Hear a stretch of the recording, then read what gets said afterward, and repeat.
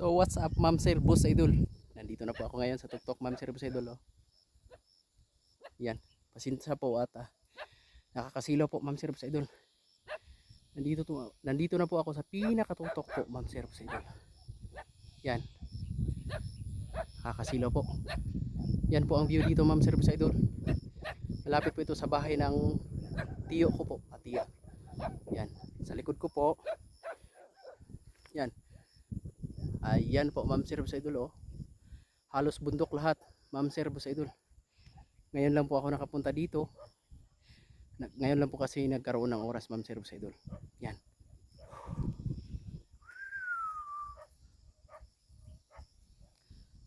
Wow. Napakasariwa ng hangin Ma'am Sir Boss Idol at ang tahimik dito Ma'am Sir Boss Idol. Pasensya po at nagkabulol-bulol tayo Ma'am Sir Boss Idol. Ayan.